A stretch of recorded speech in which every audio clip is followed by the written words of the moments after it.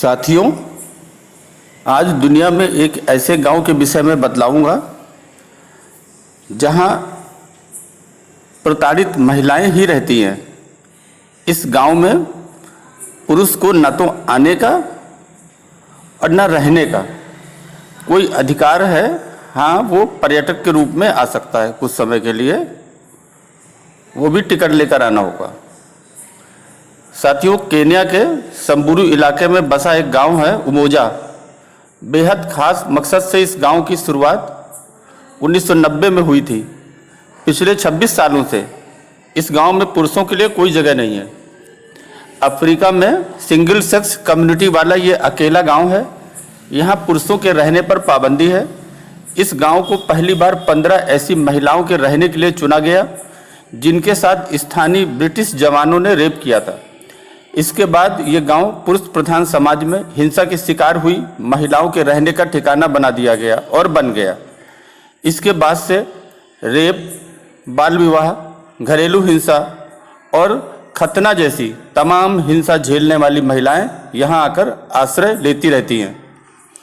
राजधानी नैरोबी से 380 किलोमीटर दूरी पर संबुरू काउंटी में मौजूद इस गांव में इस वक्त करीब 250 के आसपास महिलाएं और बच्चे रह रहे हैं।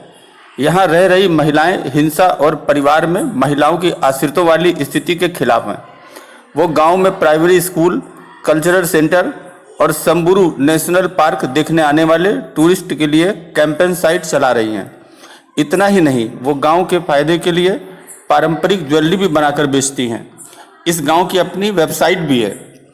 गांव की महिलाओं को इन संस्थानों के जरिए नियमित आमदनी होती है, जिससे उनकी कपड़े, खाने और रोजमर्रा की बाकी ज़रूरतें पूरी होती रहती हैं। हालांकि इनके खर्च बहुत सीमित हैं।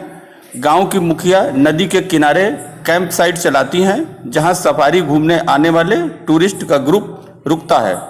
सफारी घूमने आने वाले टूरिस्ट गांव भी देखने आते हैं। इनसे एंट्रेंस गेट पर गांव की महिलाओं द्वारा तय एंट्री फीस ले ली जाती है। गांव की महिलाओं को उम्मीद है कि यहाँ के क्राफ्ट सेंटर से टूरिस्ट एक दिन इनकी बनाई हुई ज्वेलरी भी खरीदेंगे। रोजलीना फीमेल जेनिटल म्यूटिलेशन यानी खतना और ब्रेस्ट आयरिंग जैसी प्रथा, इससे बचने के लिए यहाँ आई थी। उनका नाम था रोजलीना। वो कभी अपने पिता से नहीं मिली। जब उनकी उम्र 3 साल की थी तभी उनके पिता का देहांत हो गया था। उसका पूरा परिवार उसे म्यूटिलेशन के लिए जोर दे रहा था, यानी खतना के लिए जोर दे रहा था, लेकिन उनकी माँ उसे लेकर घर से भाग आई। इन दोनों माँ बेटी को यहाँ रहते हुए 15 साल बीत चुके हैं। उमोजा में रहने वाली सभी महिलाएं संबुरू संस्कृति की हैं। ये समाज पितृसत्तात्मक समाज था और यहाँ बहुविवाह की प्रथा प्रचलित थी। यहाँ फीमेल म्यूटिलेशन यानी खतना सबसे अधिक किया जाता है। हर उम्र की महिलाएं यहाँ आकर रह सकती हैं। यहाँ रहने वाली महिलाओं में 98 वर्ष की बुजुर्ग से लेकर 6 महीने की बच्ची तक शामिल हैं।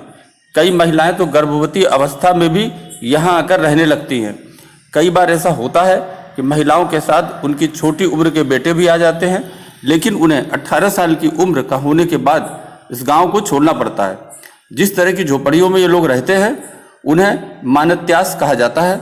ये घर गाय के गोबर, लकड़ी और टहनियों से बसाए जाते हैं। तो ये रही जानकारी। अभी के लिए बस इतना ही। धन्यवाद।